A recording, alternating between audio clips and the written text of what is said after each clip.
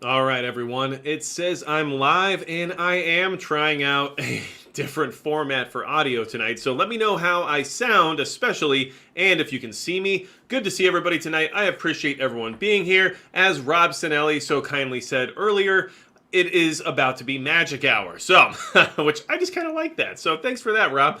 Good to see everybody. Knuckle Buster, 8.6 by 70. Sounds good to me. We got 5 by 5 Harbor Prepper, Max Havoc, 5 by 5 Grisio Nemo with the old 4570. I like people with some class and some elegance when it comes to more antiquated forms of, let's just say, explosive devices. I don't know what else to call it.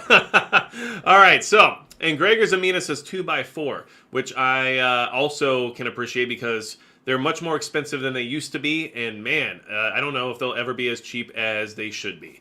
So, let's get started tonight. We have a lot of things going on, and I'm not going to dive super hard into like a million topics tonight. We're going to focus on just a couple of different concepts that we need to be monitoring right now, considering everything that's going on. And as you can tell from the title of the video as well as the thumbnail, I'm talking about here and there. Like, SHTF is happening over there, and we know it's going to escalate and get worse. I mean, we just know that by now. I would hope that we can all just agree that that's likely what's going to happen. And then we have things happening here in the United States that we have to pay attention to as well. And of course, what happens over there isn't going to stay over there forever. It can easily make its way here, and while we're dealing with our own domestic issues, we're going to find ourselves dealing with a lot of other things simultaneously. So that's why we need to prepare. And I do want to say, if you are coming here for the replay, thank you so much for being here. And we do this every Monday night. If you want to get good information or just have thought-provoking conversation, because that's kind of my goal here, is to give you a reason to critically think about the things that are happening rather than just hearing about or reading into the news stories that are going on. How do we frame them in the sense of trying to be prepared for those scenarios to escalate or possibly get worse as we are being shown them existing currently, right? So, Twin Arrow Survival 2.0 says 10mm 44 mag. I'll one-up you with the 460 Smith & Wesson, just throwing it out there. All right, so I didn't want to have to be that guy, but it happened, all right? Well, one thing that's been coming up quite a bit, and this is something that I want to address because I think it's understandable that it's been coming up so often based on everything that's happening in the world, but I also think that everybody is wondering when it's going to happen more so at this point than whether or not it will.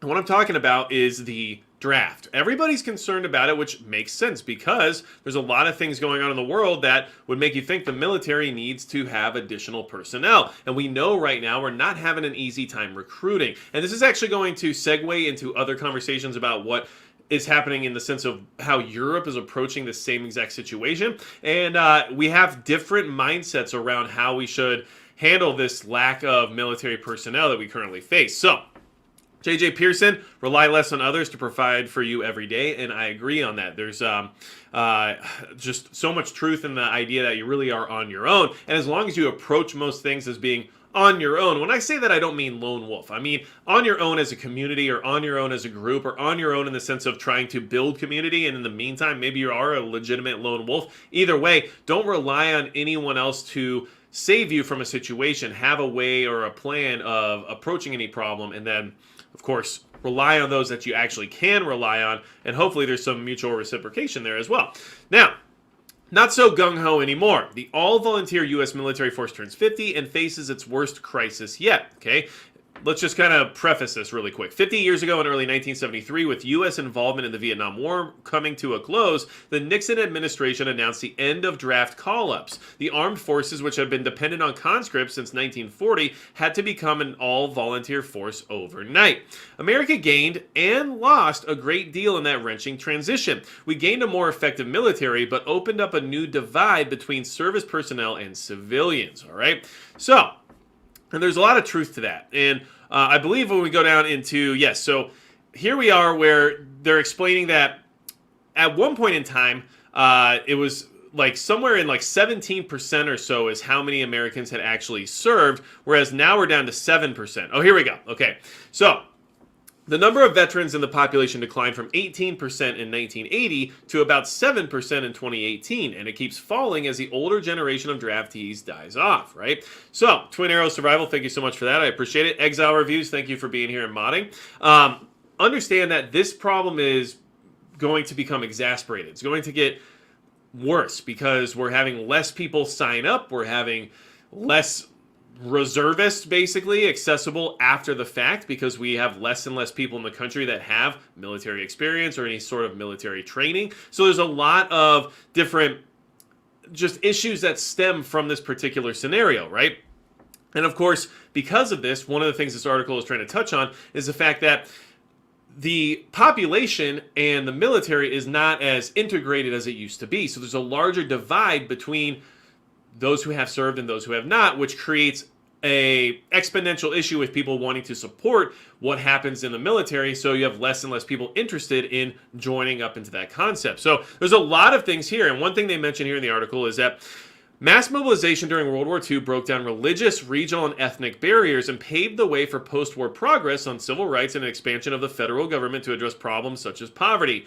You can look at the expansion of the federal government however you want, but you can admit that there was a lot of integration of culture and society that might not have existed if not for that mass mobilization. So there's a lot of things to consider there that we are currently missing out on, I guess you would say. And what I read into when I read an article like this is we're talking about the fact that the volunteer service isn't really working out at this point in time with the threats that we currently face. So how do we approach that situation? Well, and here's the thing. It's not an easy thing to fix because a huge portion of the population can't even qualify for military service at all. I promise we're getting somewhere with this. We really are, okay? Mission readiness. 77% of American youth can't qualify for military service. Better nutrition and physical activity can yield healthier outcomes for youth and bolster national security. So here's the thing. Basically, this article is just saying that, I mean, in the most simplified version, that most of our youth is just too out of shape and like too fat to be in the military. That's basically what this article says. And unfortunately, even if that has quite a bit of truth to it, the problem is that by narrowing down the amount of people who qualify for service, we're limiting our ability to have more people in the service. And it just keeps kind of folding in on top of itself when it comes to this problem. And look, it's understandable that people have lost faith in certain institutions here in the country and that some of the leadership directions that are being taken right now don't make people feel very confident in giving someone the power to decide whether or not they're going to survive a situation, right? So it's understandable that we're here, but we are in a very difficult spot dealing with the threats that we currently face as a nation. And that's why this all needs to be kind of front and center, okay? So with that much going on, we have to realize that there's a good chance at some point in time here you might see the draft. If we find ourselves facing China and Russia simultaneously and dealing with multiple fronts in the sense of a global conflict, we will see a draft of some sort be reinstated, or you will see some weird incentive program that tries to push especially people who come from lower income backgrounds into the military by incentivizing their ability to do so, right? So in either way, are you getting the best of the best at that point? I mean, you don't necessarily get that with a conscript army either, but how do we combat the fact that these huge superpowers that have nuclear capabilities are clearly causing tension across the planet, and we don't have the manpower to actually deal with it if it becomes a kinetic situation, okay? So what is Europe doing? Well, they're saying, or at least one thing that they're trying to figure out is whether or not conscription is what they need to reinstate based on what's happening over there. And you'll find that some countries have already reinstated the draft in order to combat the Russian aggression that they're currently facing based on what's happening in Ukraine. A large-scale conflict appears possible again. NATO members should focus on reserves, okay? So, and this is from February 14th, so this is relatively new in the sense of what they're considering based on the fact that they are having problems dealing with the huge army that could possibly end up on their doorstep. Of the many grim lessons from Russia's war of conquest in Ukraine, perhaps the grimmest is that 21st century state-on-state warfare will continue to cause exceptionally high losses of soldiers and equipment. Estimates of military casualties recently passed an estimated 100,000 killed and wounded soldiers for Ukraine and as many as 180,000 for Russia, along with thousands of destroyed tanks, aircrafts, and other major weapon systems. To make matters worse for both Russians and Ukrainians, these losses have disproportionately affected elite units and their most modern gear and equipment. Consequently, a country's ability to rapidly reconstitute a military force suffering from such casualties will be a key factor in sustaining any similarly intense state-on-state fight in the 21st century. So understand what they're saying there is that if any other conflict breaks out that's similar to what's happening in Ukraine right now, it's going to highly weigh on the fact of whether or not who becomes the victor if they can rapidly reconstitute a military force after suffering casualties, right? Notably, the two combatants have not only been able to absorb and replace their horrendous losses, but they have been even expanded their forces in the field. Ukraine, for example, started the war with 33 maneuver brigades and has added around 9 additional brigades since then. Russia has likely doubled the number of soldiers deployed in the war in the 6 months since its announcement of mobilization. Even the overall quality of Russia's forces declined, okay? So, in part, what enabled the two sides to regenerate forces so rapidly is that they can call on a large pool of reservists generated by a system of mandatory military service that still exists in both countries. According to data from Military Balance Plus, Ukraine has approximately 900,000 available reservists with active military experience within the last 5 years, whereas Russia can rely on a 2 million strong reserve. Russian reservists, however, are mostly inactive, and that is that they generally do not participate in any training after their regular active duty. Okay? But understand that those countries have a huge reservist population and then have a large military already in comparison to a lot of their neighbors. Now, it's not surprising that the war in Ukraine has reignited a debate across much of Europe about military conscription, which most NATO countries suspended in the 2 decades after the end of the Cold War. Okay? Among NATO's 30 European member states, only Denmark, Estonia, and Greece currently require mandatory military service. But Germany's new defense minister, Boris Pistorius, recently said it was a mistake to suspend compulsory military service in the Bundeswehr, Germany's military.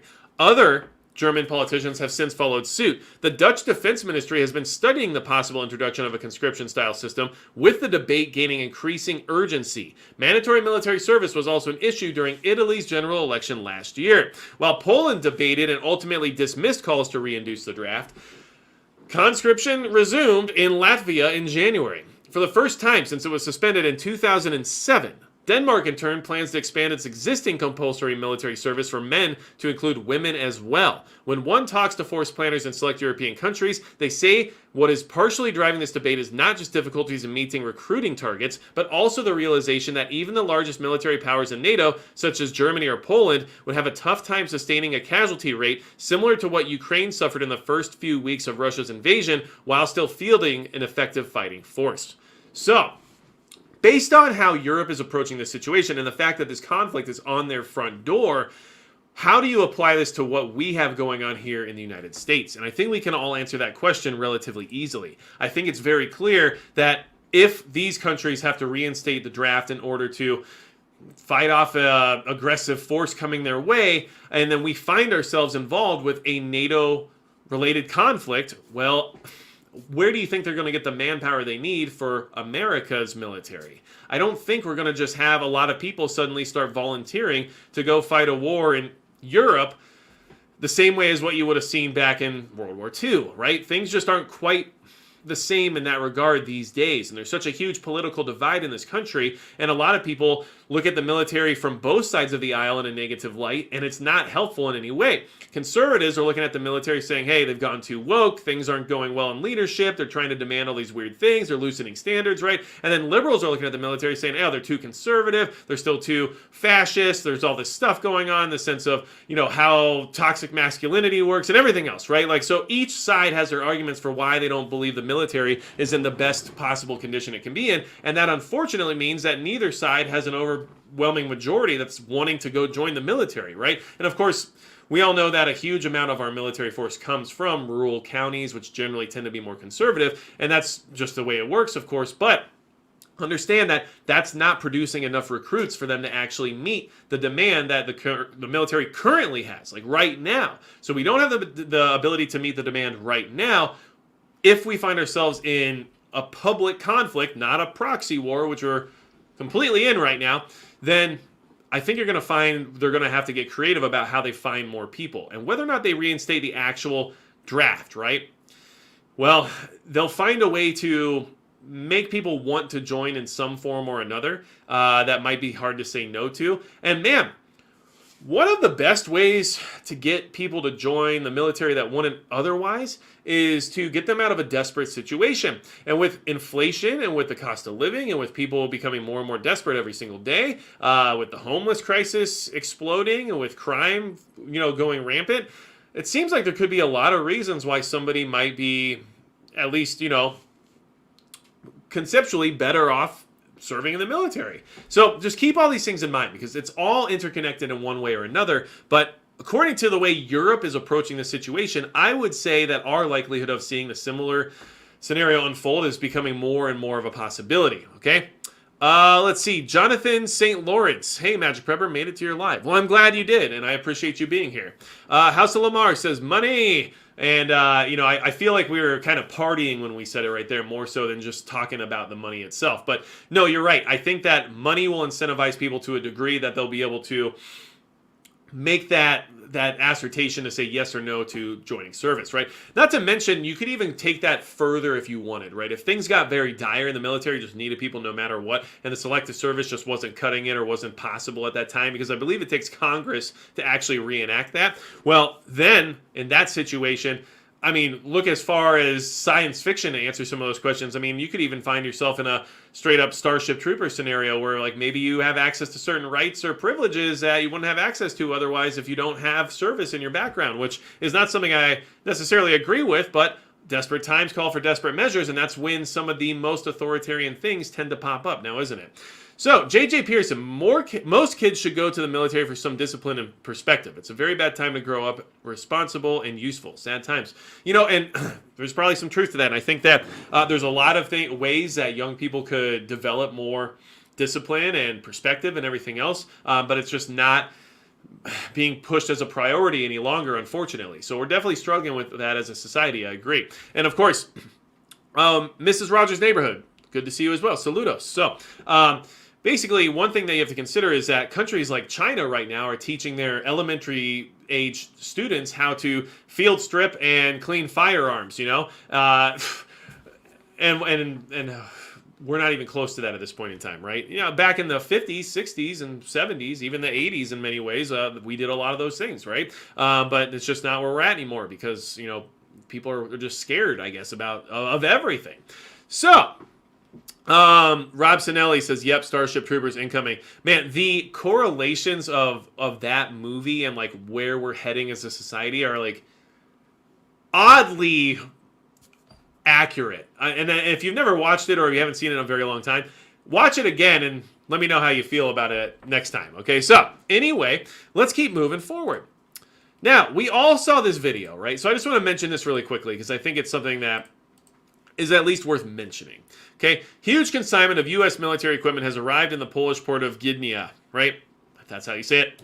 I don't know. Anyway, there's this big video. You see tons and tons and tons of military equipment arriving in Poland, but it supposedly belongs to the 3rd Armored Brigade of the 1st Cavalry Division. She's being prepared for relocation to the continental United States after participating in the Atlantic Resolve exercises, the Telegram channel reports, before anyone else, well, almost referring to media reports, right? Here's the thing. So, it's a huge amount of military hardware, don't get me wrong. And if that's the official story, that it's actually just all going back, I understand that. But I also feel like logistics don't really just go to the wayside when you're spending billions of dollars and sending billions of dollars worth of military hardware and equipment to Ukraine on a regular basis. To send all of this stuff back just to send it back again at another point in time doesn't necessarily add up to me, which is what a lot of people, of course, are insinuating. And according to another version, military equipment will be used to strengthen the eastern flank of NATO, and part of it may be transferred to Ukraine, right? So, and I guess I could just probably roll this. I don't know. I think we'll be fine if I do, unless I just clicked on some kind of weird virus. Anyway, oh yeah, there's a lot of weird stuff going on here, but it's fine. We'll get through it together. Yeah, it doesn't want to do it. I'm okay with that. What I want to say is that regardless, we have to understand that these types of shipments are going to just continue. They just really are. We are just sending it all at this point, right? Send it. And yeah, I don't think it's necessarily up to us what happens with all that stuff. Clearly, like I said in a previous video, I would have liked to have some of that hardware that was left in Afghanistan, but hey, I'm just an American citizen, paying my taxes, so why should I have access to any of that? But either way, a lot of things are happening, and the official story is just that. It's the official story at this point in time. So, in my opinion, or from my point of view, would I assume a lot of that hardware is going to make its way to Ukraine in some form or fashion? I would think so. If it all comes back and that's just what happens, then okay, but that doesn't mean it can't go back again, I guess, right? Either way, I just wanted to bring that up because on the initial release of that video, it's easy to be like, oh my gosh, look at all the stuff we're sending. It's an invasion, right? But there's always two sides of the story, so just keep in mind you want to research some things or at least check into stuff a little bit before you just jump to conclusions. Let's see here. I did see... Catherine Watson, hello, first time live chatting. Well, I'm glad you're here, and I'm glad it's your first time because, welcome to Monday night. That's what we do on a Monday, and sometimes they get a little weird, and sometimes it's very straightforward, and either way, we have a great time, and I appreciate all of you being here tonight. Now, one thing that I think we lose track of, and this is just my opinion, but I think that on a global stage, we sometimes lose track of the idea that not everything we do is seen by the rest of the world as being righteous or glorious, right? Like we're American. So we've done the whole, world police thing for quite some time. And it seems like a lot of the rest of the world, might not be as, supportive as the mainstream and Western media tends to, frame us as being. So, let's see. I've got Harbor Prepper says, one of the problems of the reserve solution is that we've burnt out a big portion of our reserve force through repeated recalls, deployments to Iraq, Afghanistan. The reserves are hemorrhaging people. Yeah, I could see that. And I know a lot of those guys probably end up doing contract work as well. So, the access, the availability, the burnout, everything else, the lack of care post deployment is definitely something that we have a big issue with here in this country as well. I think we all know the VA has its share of issues, and that the mental treatment that some people need after these deployments is not as accessible as it needs to be. So I think we could do a lot more work when it comes to that. And then, a lot of the stuff regarding that too is just still not on the same level in scale as what countries like Russia have access to. Russia can just phone up 2 million at any point, right? That's a very large force to have on hand. Regardless of whether or not they have a lot of active training on a regular basis, still 2 million people that have prior military experience that are legally allowed to just be called up at any point. So just keep all those things in mind. Let's see. Hobbs, good to see you. I'm glad you made it. Let's see. I want to jump over here real quick and give you guys a perspective of like another country as to what's happening. Just to give everyone the thought process, kind of getting that full world view, since it's very easy to just only focus on Western media and get that Western point of view. I like to see other perspectives from time to time because these other countries could be involved in these conflicts at some point as well. And that could be an issue, especially if they're nuclear, like India is. Okay, the United States continues to arm Ukraine and its Eastern European allies without restraint. Okay, that's a little passive-aggressive, right? But this is coming out of India, the Eastern Herald, India's first international news journal, okay? But this is interesting in the sense of the perspective as well as some of the information that they're placing here. So just keep this in mind. The Americans continue to increase their military presence in continental Europe. By planes and ships, a huge amount of various equipment, ammunition, and various military equipment, again, more equipment, I guess, is transferred without restriction to Germany and Poland. A small part of contribution will go to strengthening the eastern flank of NATO, and more precisely to the Eastern European countries of the peace-loving bloc. But the major part will sooner or later be transferred to Ukraine for a new confrontation with Russia.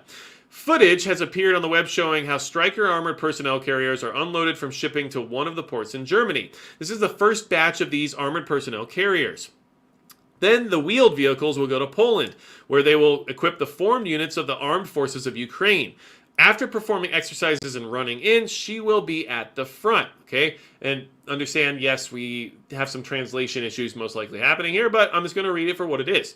The second video shows a large area filled with various equipment that arrived in Poland, and that's the video we just talked about, okay? It should be noted that Washington has already transferred military assets to Kyiv for a total amount of more than $32 billion, and more than 8,500 Javelin anti-tank systems have been delivered. Stinger man-pads, more than 1.6 thousand, howitzers, 222, artillery ammunition, more than 2 million, and dozens of HIMARS, MLRS, 8 NASAMS air defense systems, 90 Stryker armored personnel carriers on the way, 109 Bradley infantry fighting vehicles on the way, and many other military assets, okay? So this is just coming from one of India's news reports, right? Now, of course, they're going to have a bias and a skewed opinion, and I believe, at least from my understanding, that India and Russia still work quite well together. India and China have their share of conflict on their border, but they also seem to do fine when it comes to international trade. So it's a very interesting relationship that India has with these other countries that we're considering foreign adversaries at this point in time. And I believe India gets like a crazy amount of oil from Russia. So understand that most likely India is putting things out there through the lens of, Russian sympathy, I guess is the way you would say that. Regardless, that's how they're framing our current actions, and India is another superpower, a country with more than 1 billion people that has a large military and nuclear weapons. So it's getting a little bit convoluted in the sense of like who's friends with who's upset, who doesn't like the situation, who's making it worse, who's trying to make it better. And this is how these things devolve into something much worse, because it's just one net getting woven into another until things kind of just get strung together into a kinetic issue, right? So, let's see. Let's go ahead and finish up here with outside of the U.S. events, and then we'll talk about inside of the U.S. So that way we can kind of be on top of what's happening here domestically, because look, there's been more train derailments, there's been more issues with our whole system and everything else, especially economically. But there's a couple of just small things I want to focus on just to kind of make sure we're all on the same page regarding that. And it's just a topic that maybe we don't touch on quite enough here in the preparedness community, especially based on where we're heading on this global stage in the sense of a conflict, all right? But before we get there, let's jump over to this last thing I want to share with you about things that are happening around the world. So all that's going on, and then we have Russia deploying nuclear submarines off the U.S. coast, right? And this has been going on for quite some time now, but this is a new report surrounding that concept, okay? As Russian President Vladimir Putin's war in Ukraine continues to rage, United States commanders and military observers are sounding the alarm about the activity of Russia's submarine fleet thousands of miles away off of the U.S. coast. Throughout the war, which began when Putin launched a full-scale invasion of neighboring Ukraine last February, there's been a buildup of Russian Navy forces in the Black Sea. There's also been an increasing presence of Russian submarines off of the U.S. coast and in the Mediterranean Sea, according to officials. The Russian Navy commands one of the most diverse submarine fleets in the world. Some are capable of carrying ballistic missiles with nuclear warheads, which Moscow considers key to its strategic deterrent. The nation has been working to improve its submarine fleet since the collapse of the Soviet Union in 1991. Over the past several years, in particular, Moscow produced a series of submarines that have the capability to reach the most critical targets in the U.S. and continental Europe. In December, Putin said his country would be building more nuclear-powered submarines, which will ensure Russia's security for decades to come. See, Russia is not planning on losing this thing, and they're not planning on just giving up at some point either, at least according to the rhetoric that's coming out of Russia. So if baseline, bare minimum, if we can believe everything they're trying to say, then we should just expect that this isn't just going to stop because they decide to stop at some point, right? I needed some coffee. I'm sure you can tell I'm not amped up or anything already. So, there are indications that nuclear-powered submarines have been deploying off of the coast of the United States and into the Mediterranean and elsewhere along Europe periphery. Michael Peterson, director of the Russia Maritime Studies Institute, which conducts research on Russian military and economic issues linked to the world's oceans, told Newsweek. Their deployments mirror Soviet-style submarine deployments in the Cold War, he said. Last October, U.S. Air Force General Glenn Van Herk, the head of U.S. Northern Command and NORAD, warned about the growing presence of nuclear-powered Sverdlovsk. I totally screwed that one up.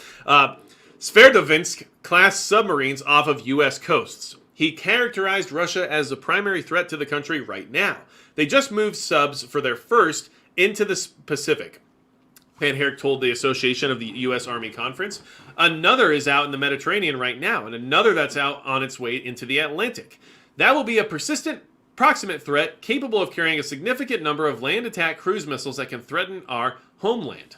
So, this is just to kind of remind everybody that these subs are out there, right off the coast. They're not just over in the Black Sea. They're not only focused on the Eastern Bloc countries. They are legitimately over here as well, because I believe at this point in time, and this is just my belief, that both countries, the United States and Russia, very easily knowing that each of them are in a proxy war with each other, because if I can figure that out, I'm sure they can too. But understand that they are both concerned that one might decide to go nuclear. So they are both staging themselves around the world in the sense of how they would treat a nuclear scenario. And we're seeing a lot of patterns reemerge from Cold War era deployments when it comes to submarines, when it comes to aircraft, when it comes to different military bases that are being utilized or being launched from. It's just happening very much in the same way that it happened during the Cold War. So all these things need to be considered, because the biggest concern during the Cold War was someone launching a nuke. And we're doing a lot of those patterns again. So what should that tell you about some of the biggest concerns that both militaries have at this point in time? Just something to keep in mind, okay? We all have to at least keep that in our minds. We can't just dwell on it. We can't say, well, if I can't survive a nuclear attack, then I just really shouldn't try to survive anything, right? Because that's just not how it works. But we should be aware of the fact that the possibility of a nuclear attack is increasingly becoming more likely every day that this conflict goes on, which is kind of unfortunate because it's been going on for more than a year now. So, I mean, am I concerned? Of course. I think it's reasonable to be concerned about that. Am I afraid in the sense of like living in a state of fear? No. If I was, I would probably be outside right now with a shovel rather than trying to plan on how to get a legitimate backhoe to the property to try to work on building a more substantial fallout shelter situation than what I currently have access to. But, you know, it is what it is. We all have goals and we all have things that we're trying to work toward. And I think that's a reasonable thing to work toward at this point in time. But I'm not going to make hasty decisions or make, you know, a rash, like, non-thought out shelter of any kind. I want to make sure that I do things correctly. And then, of course, if I run out of time, then I guess that's what happened. But we have to at least do what we can and keep in mind that these threats are becoming more and more realistic every single day, okay? And of course, yes, DeFranco 1 is talking about having school desks and how you should be good to go if you have one. And I understand where you're coming from. I really do. So, and look, Mr. Nobody said most will die from starvation and lack of medical care. And that is a definite thing to consider. A lot of these people say, hey, if the nukes are going up, I don't want to be around anyway. Well, 2 weeks in, when your skin is falling off and you haven't eaten and the water you're drinking is radioactive and contaminated, you're going to be in a horrendous situation, suffering from quite a bit of pain. And you might not have the option to just be done at that point. I mean, it just depends on the situation, right? So just keep those things in mind, because a big part of prepping isn't about just what I will or won't survive. It's about trying to limit the amount of suffering that you have to experience during a difficult crisis, right? I don't want to suffer. I don't want my family to suffer, so we prepare. And regardless of what we are preparing for, the crisis that occurs will be hopefully easier to deal with than what we would have to deal with if we didn't prepare at all. All right. Now that I'm trying to say things in like the same way a Yoda would, I don't understand what's going on with me tonight in the sense of using my Jedi mind tricks. But hey, I appreciate y'all hanging out with me because it's important. Now, look, I do got to mention Midway USA, biggest supporter of the channel. Big thank you to them. Right now they have like a weekly special thing, which is really new, but it's kind of cool. And they're doing a bunch of specials on Mountain House food. So just something to keep in mind. But I appreciate that they allow me to, you know, move forward and progress in my preparedness. And I do just want to say thank you for that. Now, let's talk about what's happening here domestically, because I think that's important as well. Well, we just had a little interesting scenario happen down in Georgia. So let's just talk about that to kind of get an idea as to why we should be paying attention to some of this, okay? So, and this is from CNN, right? I want to make sure I get like the full perspective from that side of the argument as to what this is like, what happened here, right? Because I knew they would have the most likely spin on the story out of any other outlet there is. So, 23 faced domestic terrorism charges after arrests in Cop City protests at planned police training site in Atlanta, right? Okay, so how do they frame this? Well, either way, one thing I want to mention this, okay? I've seen this on previous videos, and especially when I talked about how, like, the FBI had that informant over at the protests going on in Colorado, and, you know, he was infiltrating people that were generally considered to be on the left, and how I've had people say, like, well, they never do anything about the left, or they don't ever target the left or whatever. And it's like, I mean, it depends on the situation, of course, but in certain scenarios where they consider them to be too well organized or possibly a threat to their authority, that's when things start to move towards that territory. And right here you have 23 who are probably what most people would consider to be coming from the left side of the ideological argument, being arrested on domestic terrorism charges. Okay, now, at least 23 people faced domestic terrorism charges after they were arrested on Sunday amid violent protests at a site of a planned law enforcement training facility in Atlanta dubbed Cop City by opponents who claim it would be or would propagate militarized policing and harm the environment. Okay? Some 35 people were detained Sunday, and 2 of those arrested are from Georgia, while the rest hail from states from Maine to Arizona, and 1 each is from Canada and France, according to a list provided Monday by Atlanta Police Department, which said the Georgia Bureau of Investigation is the prosecutor. Okay? Now understand that regardless of how you feel about one side of the ideological spectrum or the other, the fact that these people can organize people to come from multiple different states as well as other countries to come participate in these activities that will likely get them arrested or possibly injured or worse, right? They've got some skills in the sense of organizing, and you should definitely take note of that if you're worried about preparing for some kind of societal collapse, because we all are very aware at this point in time, because we're adults, that the two sides of the argument have a very hard time getting along. And if you are at least even perceived as being one of those two sides, which you will be because it's one or the other in a lot of these people's minds, well, what do you think is going to happen in that situation if you are, let's just say, caught off guard or maybe in the wrong place at the wrong time or whatever you want to say? These people that a lot of people diminish because, like, oh, you know, like they don't have the guns or they don't have the veterans or whatever else it's going to be that you're going to say about it. They somehow organize people to come from multiple different states and other countries to come light a police facility on fire. I mean, that's exactly what happened here. So I don't know what to say about that, but let's move on because there's more to this that I want to address, okay? Orange flames rose from a construction tractor, and at least 4 other fires burned in and around the fenced site as people in black swarmed on both sides of the barricade before squad cars and armed officers arrived. Surveillance videos released by the Atlanta Police Department show.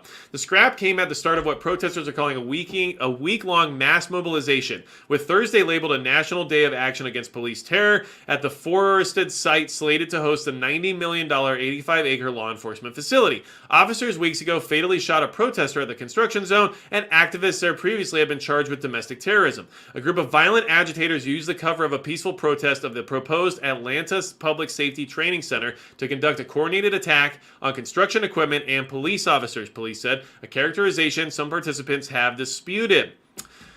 Okay, now, if you look through, you have all these people being arrested in the middle of the night. You have the facility on fire here, which from my understanding was done by Molotov cocktail. So, I mean, this is a pretty incendiary situation, no pun intended. Things are not going good in this sense, right? And the protesters won't be deterred, the leader vows, okay? Police this year have launched at least 2 clearing operations at the police facility site, including one in which officers killed 26-year-old protester Manuel Esteban Paez Turan, exasperating tensions with opponents like the Stop Cop City group. Some arrested last year at the site were charged with domestic terrorism. Plans to build the facility have been met with fierce resistance following months-long demonstrations against police brutality and racial injustice after the 2020 all that debacle, right? So, now, here's the thing I want you to consider. All right, first off, we're going to talk about this guy, Mr. Paez Turan, here in a second, okay? Because there's always more to the story. And, of course, I told you this was from CNN, and I wanted you to be aware of that. But there is more to the story. One thing I want everyone to consider is, first off, things are different in major cities than they are in rural areas, okay? This is a major metropolitan police force. They operate much differently than your local PD in your town of 2,000.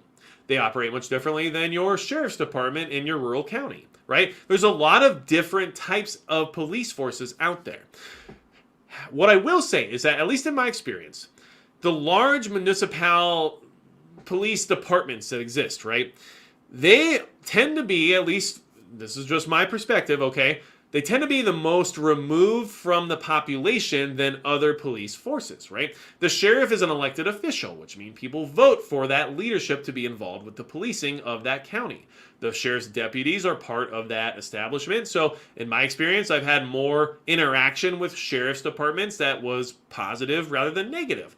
police departments of major metropolitan cities are usually under the charge of the mayor, right? And the city is going to put their needs and wants above that of the constituents. So the police departments of these major urban areas tend to have more loyalty to the ruling class rather than the people that they are supposed to be policing. So there are differences based on environment. Now, one thing I would say is that regardless of this activity, because look, these people got arrested, they were involved in violence against police at a police facility, they're going to get arrested. That's how real life works, right? And they clearly lit things on fire and they were attacking the police. So yeah, they got arrested and they were definitely committing domestic terrorism, which for those of you who felt like only people on the right are ever accused of that should at least understand that, well, in this scenario where it was clear as day that these people were, conducting that type of behavior, they were also labeled that way. So I guess those are things to keep in mind. Look, I'm just trying my best to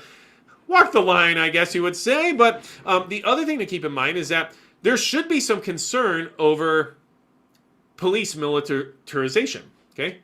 You should, as a prepper and as someone who wants to be self-reliant, be concerned about the militarization of our police. And the reason for that is because they're still going to be tapped on to enforce whatever laws come down the line. And one thing I noticed, and this is just something that I thought was an interesting comment. I got a comment on my ATF pistol brace video. And it was from someone who was clearly more of the anti-gun type, right? They weren't buying it. They're not having it. They think it's all ridiculous that we even want these things or think that we need them or blah, blah, blah, right? All the time you get that kind of stuff. But what I will say is a point they brought up that I thought was at least interesting and thought-provoking was, don't you get it? They allow you guys to buy all this stuff, they find the loopholes, and then they want to try to take it away from you, which they know will cause more issues, which will make you guys panic, buy more guns, which will make you stockpile more stuff that you don't need, and all this stuff, right? And next thing you know, all you crazy guys out there have all these semi-auto weapons and all these rifles and all these shotguns and all this crazy stuff, and then you are the justification for why the police need more equipment too. And then they go and buy armored vehicles, they go get MRAPs, they go get 50 cal sniper rifles, they go get all this military hardware that they don't generally need because, you guys are out there with all this crazy stuff that you don't need, so now everybody's got the crazy stuff, and now the police are using it to implement the law against those who don't have any of the stuff, right? And I thought that was an interesting perspective. I don't necessarily fully agree with it, but I did see where they were coming from, and it made me think about the fact that yes, the police forces, especially in these major metropolitan areas, are gearing up with some seriously heavy equipment that you really couldn't do much about if you ever found yourself in that environment. And with everything happening right now with the ATF and the federal government trying to target and criminalize gun ownership and then trying to turn people like myself into a felon by changing the rules arbitrarily, well, how do you think they're going to come enforce those rules knowing that I have access to the things I have? Especially knowing that the ATF, yes, in fact, does have a gun registry. Don't let them lie to you, even though they're legally not allowed to. Don't be silly, right? But either way, yeah, they're not going to show up just, in a squad car in plain clothes and be like, hey, buddy, I'm just stopping by to check out if you have a pistol brace or not, right? No, they have military hardware that I personally, by myself, couldn't compete with, right? And that's the point. So we should at least keep these things in mind. Like, maybe some of the grievances these groups have are reasonable in the sense of, hey, stop militarizing to the point where there's no fighting back ever, no matter what happens. Because if we ever find ourselves in a full-on martial law police state scenario, well, it's going to be very unfortunate if we have literally no options, no matter what the Second Amendment says, because of the equipment that they have acquired over the years that we can't compete with, right? These are all things to keep in mind. I'm trying my best to have an open mind and come at things from a different perspective based on the fact that everything can't just be black and white. And as preppers, I think martial law and authoritarian overreach and tyranny is something we should be concerned with. And especially if you live in an urban area, like I said, the police departments in those areas generally have more loyalty to those who write the checks than the people at the bottom. And that's not every police officer. Don't get me wrong. I'm not saying that. All I'm trying to say is that the people who make the decisions tend to decide based on how they're being persuaded, right?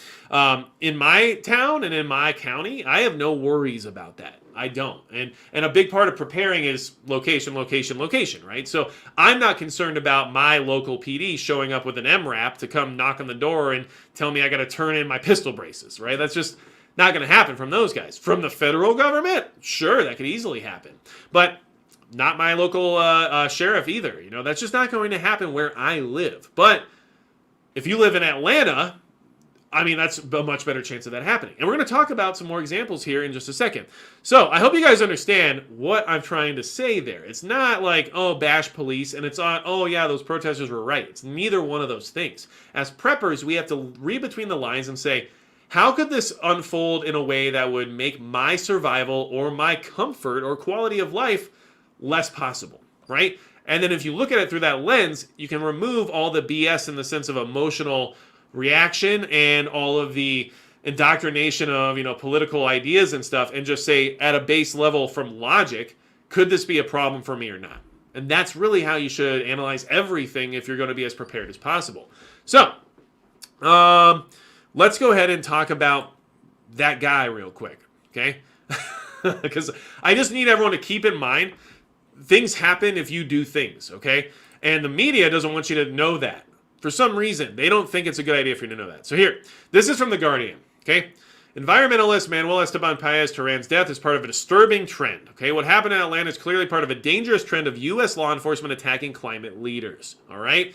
Manuel Esteban Paez Terran, a brave environmentalist known as Tortuguita, was shot and killed by the police on January 18th as they, Tortuguita was non-binary and used they-them pronouns, encamped in a forest Tortuguita and other activists have been trying to defend from being razed and turned into an enormous $90 million urban warfare-style police academy. This tragedy is an obscene escalation in the decades-long war the United States has been waging on climate activists. What's even more troubling is the lack of contrition exhibited by the state that is responsible for Tortuguita's death. Since their murder, right, and this is from The Guardian, I'm trying to read this to you so you understand how this is trying to be framed to the general population, the average person, so that they're not worried about the things that they actually should be concerned about. But since their murder, the governor of Georgia, the police and their allies, the pro-corporate courts have doubled down. 7 of the surviving protesters from Atlanta have been arrested and charged with domestic terrorism following the fatal shooting of their comrade by the police. Notice the use of the word comrade.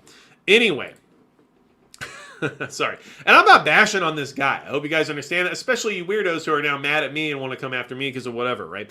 What I'm trying to say is that don't forget the full story. Make sure you know everything that occurs, okay? Because here's the rest of the story that wasn't reported by The Guardian.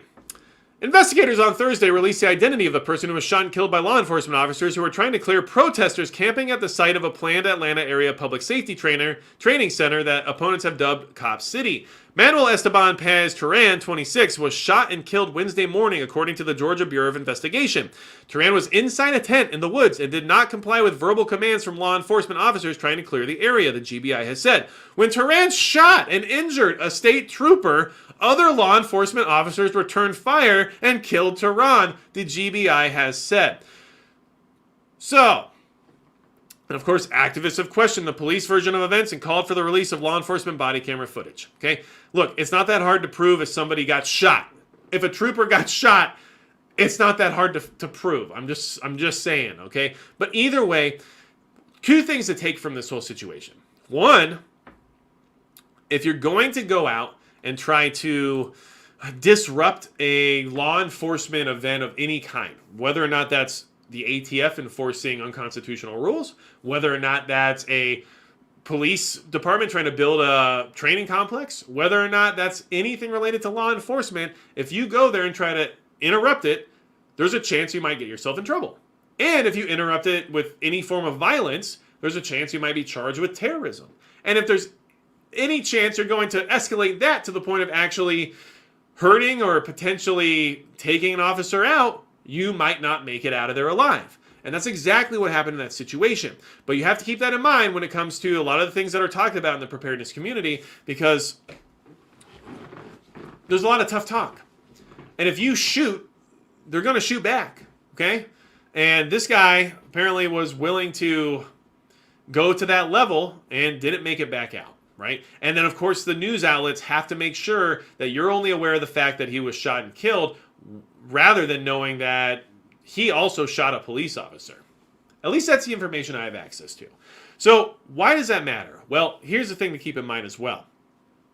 When the media is trying to spin something, there's always a reason or an agenda behind it, right? And a lot of you might jump right to, well, they're trying to protect this guy, they're trying to protect climate activists, they're trying to protect protesters, trying to protect the people on the left and all that stuff, right? But the other thing you have to consider is the fact that they want to give more reason to cause this internal strife in order to escalate the game. And when I say that, what I mean is the same thing as I responded to regarding that commenter on one of my videos, right? So, the more police shootings there are, and the more unprovoked shootings there are, the more likely additional violence will occur from people who are upset about it. And the more of that violence that occurs, the more escalation you'll get from the other side, the more of a reaction. So you'll get more military hardware, more equipment, more everything, and then more. And then you have to remember, regardless of how it all looks, there's an entire institution and industry that thrives on chaos, and the media is the best person at creating that chaos. So there's always a secondary reason for these things happening, okay? I'm just trying my best to put this all out there for you as how it's related to our preparedness, our concerns, and the fact that these things are happening here domestically right now.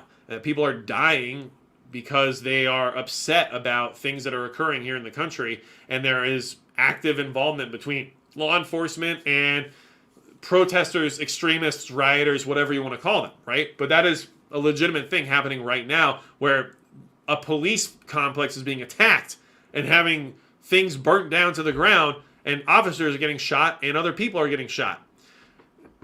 We're not in 10 years ago anymore the same way as we used to be, okay? Let's see here.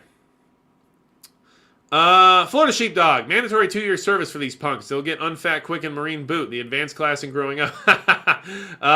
Hey, I think that, you might be onto something, but it is what it is. I mean, that's just where we are. And unfortunately, forcing people into the military that don't want to be there and maybe aren't qualified to be there might not be a great answer for our problems either, because you want the best of the best, and if you send the lackluster and unmotivated to go fight, another country that might actually have their version of the best, then that could be a big problem for us, right? Let's see. Truck Campbell, ease up on the speed. I have drank so much coffee, but I do appreciate you reminding me that I need a little bit more. Plus, we're at 52 minutes, and I got a few more things to throw in here, so I want everybody to get this information before the time has come. Now, I hope everybody understands what I was trying to get at. Hey, Northern Girl Hobbies, thanks for being here. Thank you for modding. I appreciate it. If you haven't been on these live streams before, I try to look through everything from a lens of preparedness rather than politics or rather than certain ideologies or whatever else it is, okay? Because I want to get as many people as prepared as humanly possible. And I don't want to alienate anybody just because of how they affiliate themselves in their personal life, right? I believe there's room for everyone to be prepared, regardless of what they identify as in the sense of, their politics or their personal life or any of that kind of stuff. It doesn't matter, because no matter what you are or how you interact in society, if you're prepared, you're one less person that the rest of us have to worry about, right? And if we're all prepared together, we can actually have a community that can help each other and become more prepared, right? So in the end, regardless of how you feel about everything going on societally and how you feel about everything going on culturally, you being prepared helps all of us. So just throwing that out there. Now, Northern Girl Hobbies, no, I will never get off coffee. I'm sorry, but I appreciate the suggestion. We have our vices, and the fact that mine's coffee is relatively healthy compared to some of my earlier days, but that's a different conversation. All right, Count Chad the Impaler. War is a Racket, book by USMC Brigadier General Smedley Butler, recipient of 2 Medals of Honor and Marine Corps Brevet Medal. Okay, and look, you're not wrong. Okay, now, Tahoe Blaze. I don't vibrate by standing still for too long, but maybe at like a molecular level. You never know. Let's talk about why this whole police militarization thing is still an issue, even though, it's not just Atlanta, okay? So here's something to keep in mind. This is something that is happening around the country, especially in major metropolitan areas. Sacramento police use U.S. anti-terrorism funds to pay for armored vehicle the Rook. Now, one of the concepts I wanted to bring to the conversation regarding what we just talked about, okay, and now regarding what we are seeing happening here in places like Sacramento, what we should just expect throughout the country, is that a lot of this stuff is being done in the name of anti-terrorism, very much like what we saw post September in 2001, right? We know a lot of things were framed in that way. And we know now what the Department of Homeland Security considers to be the biggest risk or the biggest threat in the sense of terroristic activity, which is, in their opinion, domestic, right? And we all know how many of us have been labeled, regardless of that last story being a lot of people who are most likely climate activists and stuff of that kind of realm. We know that in the preparedness community, especially when groups like American Contingency are put on a list of possible extremism, that we're considered domestic terrorists in many ways, or at least, possibly, or like associated, or whatever you want to call it, right? Like, I'm not one. I know that for a fact because I know what I do on a daily basis and who I am. But they'll call me whatever they want, no matter what I say, right? So, city officials say the about $440,000 armored vehicle purchase will come from a federal security grant, which makes the Rook accessible to other agencies. More than 1 week has passed and Sacramento City Council members voted 7-2 to allow the police department's purchase of a third armored vehicle, and now officials are sharing more details. They said the $440,000 purchase of the Rook armored response vehicle will be of no cost to the city of Sacramento. They're relying on a federal grant established in the wake of September of 2001, meant to combat terrorism, okay? Now, first off, I don't know if you've seen any of the footage coming out of Sacramento recently, but people are able to just walk into stores and steal and shoplift and rob all they want. They can rob all day long, there's no penalties, and people are just doing crime blatantly in daylight at this point in time. And I used to live in that area, so it's very upsetting to me because I have good friends there that I don't want to have to see go through any of that. But that stuff is happening there. So why are they getting this stuff? Is it because they're going to go out and actually stop all the crime that's occurring? I have my doubts. I think a lot of this is to be ready for if anybody ever gets sick of the situation that's happening and might have the ability to show that they're very sick of it, right? Because that is what is going to happen at some point in time. People are going to get tired of always getting screwed over by the lack of enforcement or the lack of support or whatever else it's going to be. And then when those people get too tired, bad things happen, mistakes occur, and that's where we find ourselves. So you have to understand why these things are being purchased, not just because, oh, we're going to go ahead and stop more crime. I don't think that's what's going to happen here, okay? Let's see. They have guidelines and policies on how to use this vehicle. Armored vehicles should not be used for routine patrol or day-to-day operations. Oh, you mean like stopping crime? Their use may only be authorized by a watch commander. Use must be based on specific circumstances of a critical incident. As I said, this isn't to try to stop things getting more and more out of control there every day. This is for that specific thing they're worried about, especially for the reason they got the grant in the first place, right? And critical incidents must involve actual, threatened, or suspected violence related to loss of life or serious bodily injury. So you understand why I'm bringing this to your attention. Now, some of you might be asking, what is a Rook? What are you talking about, Magic Prepper? That sounds like a chess piece, right? Well, it is, but this is a Rook. It's pretty wild. Because I don't care what anyone says, this thing has some serious killdozer vibes, if you ask me, all right? Let's see here. Oh, Milo on the ready. But the Swedes requires a population to be prepared, including rifle qualified.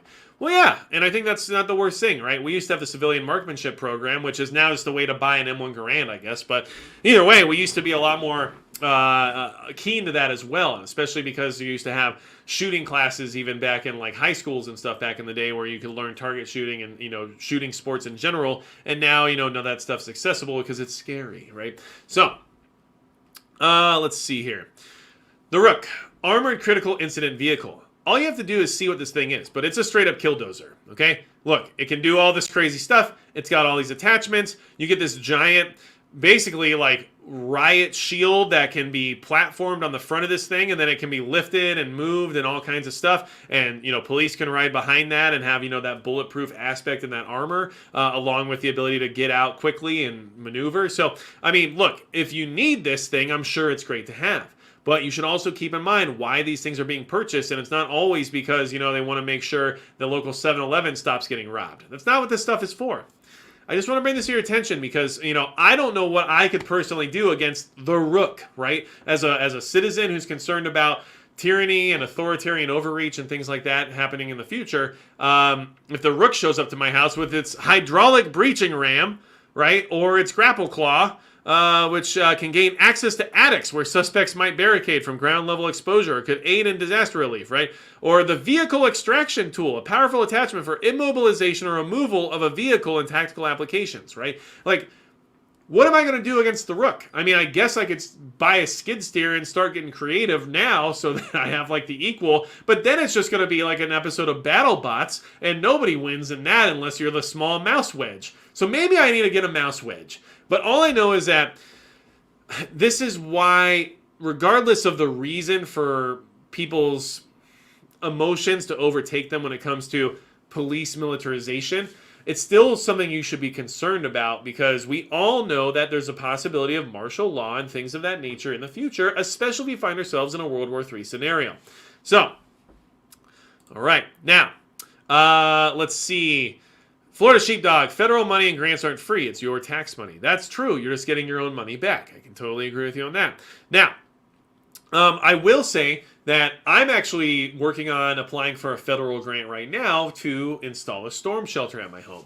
And it's kind of cool that these grants are available. And it's possible I might be the very first person in North Dakota to actually use this to get a storm shelter put in my house. So my goal with this project is to raise awareness about that, because it is also a federal grant, which means everybody should have access to this, right? So I'll hopefully be able to detail my experience, my journey, how I was able to obtain that money. Because like you said, it's our tax money anyway. And if I get the government to give me back some of my money in order to make myself safer from a disaster scenario, then I'm going to do it. And I don't care. So, oh, and by the way, with the state and the federal government working together, they'll cover 85% of the cost for me.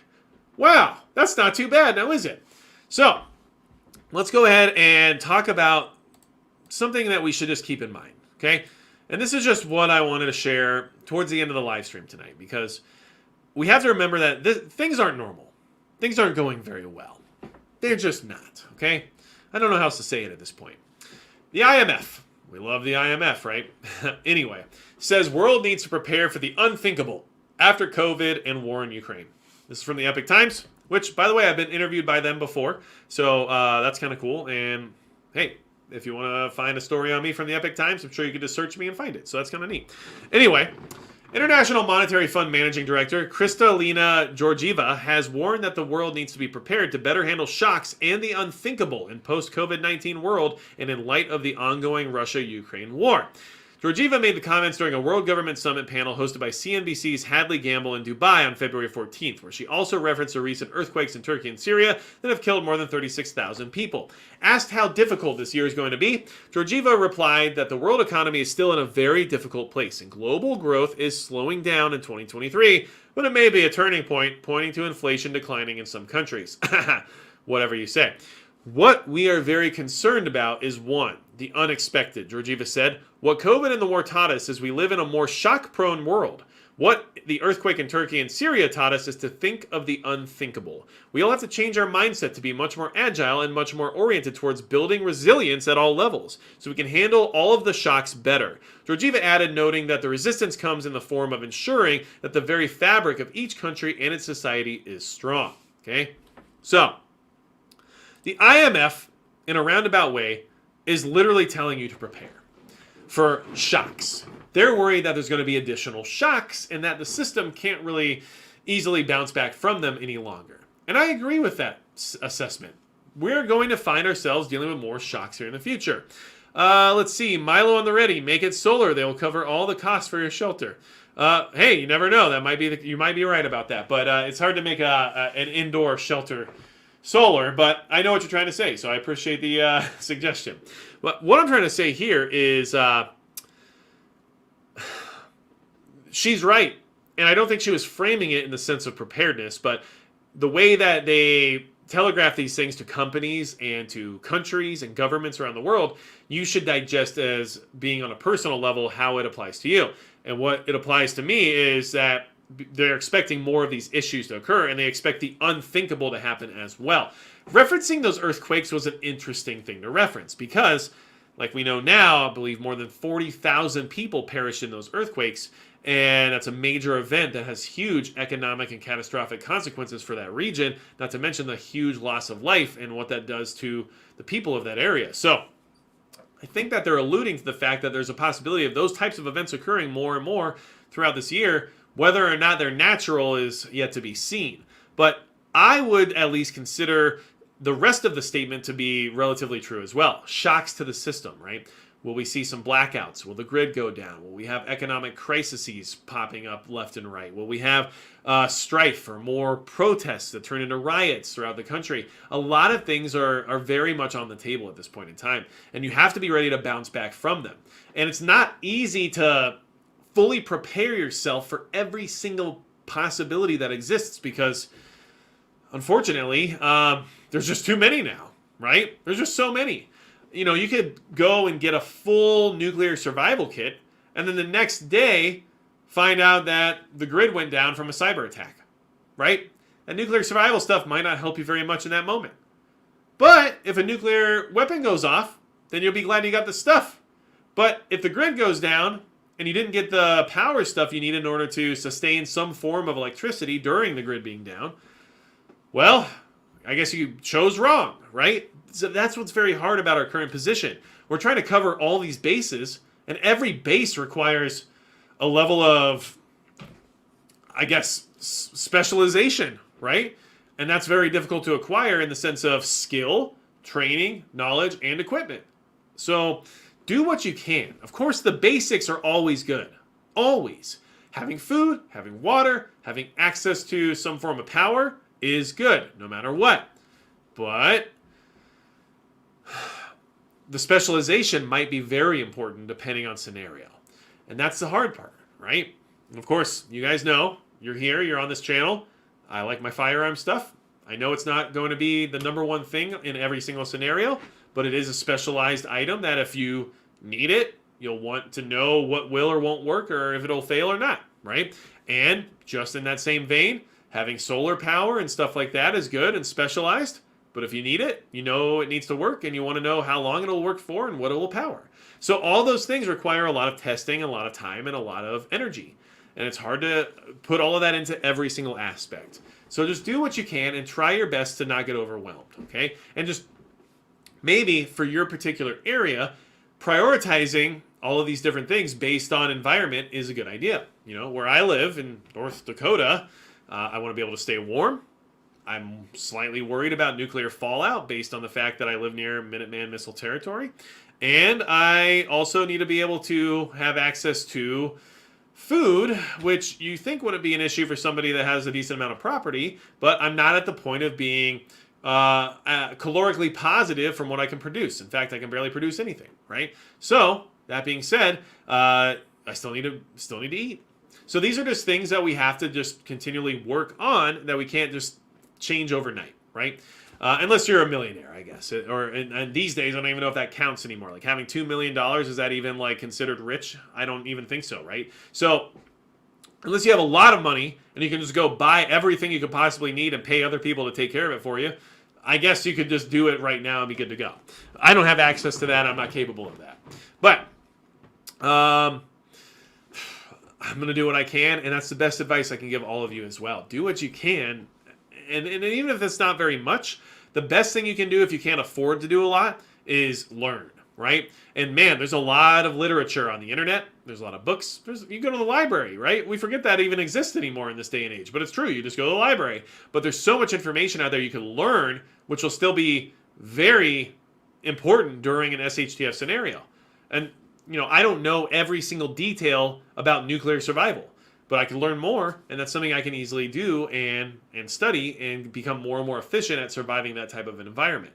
But, you know, I think we can all learn more about everything regarding that. So that's my suggestion. I think that's the way I want to do things, okay? Luke B, how's that 716i? I traded it.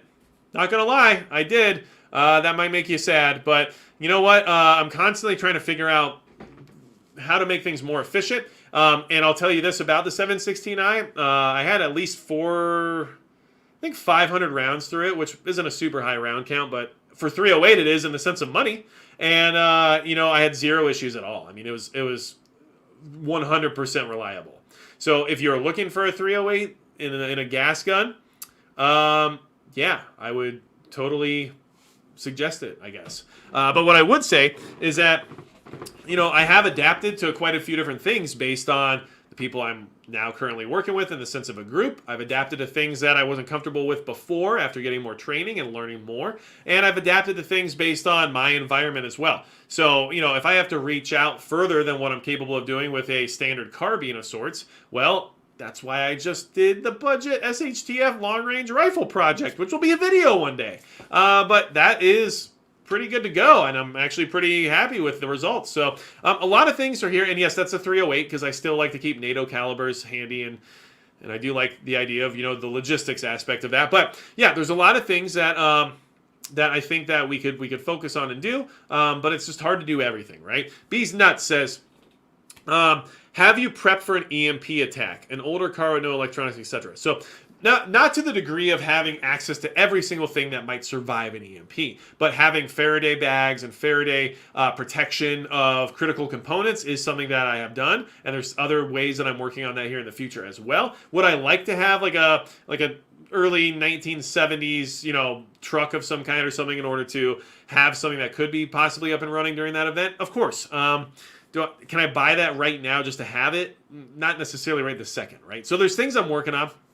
And there's a lot of things you can buy in the sense of products like EMP shield and stuff like that, but I just don't know if it actually works, and so I just haven't really dived into that, in all honesty. I also think that there's something to be said about post-EMP, whether or not you want to have the only 2023 Dodge Ram driving down the street, in the middle of SHTF when every other car is not driving. There's a lot of things about OPSEC and your footprint and stuff you have to consider in those scenarios as well. So, it's a big compromise. It's a lot of up and down when it comes to how to prioritize that type of protection. But those are things that I'm working on. And in fact, I will have a video coming out within the next week or so about my EMP-proof power kit. Is, I guess, the best way I'll put it out there. But basically, just so you guys get kind of like a sneak peek, I guess, it'll be a solar power generator that is housed inside of an EMP protective bag that has a few critical electronic components stored with it as well, so that post-EMP, if everything else was completely fried, that bag at least has a couple things inside that are going to keep me up and running post-EMP, right? And I'm just trying to keep it as minimalist as possible because the stuff inside is expensive, and I don't expect everyone to get 30, Faraday protective bags that are relatively expensive, right? But if you can get one, what do you store in it? And then the things that you store in it are also expensive. So, I'm trying my best to keep it minimal, knowing that cost is a factor, and then also knowing that if I can only afford one, which, someone like myself is in that boat, and I'm sure many of you are as well, well then, how do I maximize that cost that I was willing to exert, right? So that's coming up in the future here, and it's pretty neat because basically I open up this bag and I have a power plant that can continually charge and provide me with electricity for a very, very long time. So yeah, that could be very valuable in an EMP situation, and I think that that video should be pretty interesting. So let's see. Reaching Cold Mountain before you. I have a theory about vehicles in EMP. I have an 85 pickup truck. I bet if I leave the battery disconnected, nothing will fry. I just won't be able to let you guys know how my theory turns out. Well, you know what? I don't know enough about it to tell you whether or not that matters. Literally. And that's just me being honest. I'm never going to pretend to be an expert or pretend to know things I don't know, because in our genre of preparedness, I find that to be, well, just negligent in many ways and reckless. I think that someone could literally get hurt, especially during an emergency, if I give out bad information just because I don't want to seem like I don't know something. So I'm just not going to tell you I know the answer to something if I don't know it, I swear. So you'll never get that from me. If I tell you something in a matter of fact kind of way, it's because I've at least done a amount of research on it or have personal experience with it that leads me to that conclusion. And if I don't have either of those things, then you're not going to get an answer. That's the best I can do. But Utah Mike says 85 is still too new, and I'm pretty sure that might be the case. From my understanding, the early 80s and down is kind of where you want to be. Of course, obviously, you want to have a carburetor more so than fuel injection or anything like that. There's a lot of things that go into the equation, but man, I'll tell you what, I do miss having an old carbureted V8 that I could just work on, and that was a breeze to just replace parts on, because it was just here's a nut, here's a bolt, strap the new one on, you're done. right? And yeah, I don't feel that way about my Toyota Tundra, to be completely honest. But hey, whatever. I got reliability that should last quite a while, so it's a trade-off. Either way, I think it's about time we wrap this one up. But I really appreciate every single one of you being here. Make sure, if you guys want to, check out the Subscribe Star. It's $5 a month. I've got some preparedness incentives over there. You can directly communicate with me there on like a messaging program through the page. And I do share exclusive content there. I try my best to kind of change it up or just give some stuff, sprinkle some things in there that I wouldn't be able to post on like YouTube or whatever. But I also do have these pretty cool morale patches that are for the Subscribe Star people, just because for that $5 a month, I'm trying to make sure that there's a reason to be kind of in the club, right? So if you're interested in that, check it out. It's up to you, but it's a good way to support the channel that also allows you to continually conversate with me have a place to post other video content, and who knows how long I'll remain on this platform based on all the things we talked about tonight.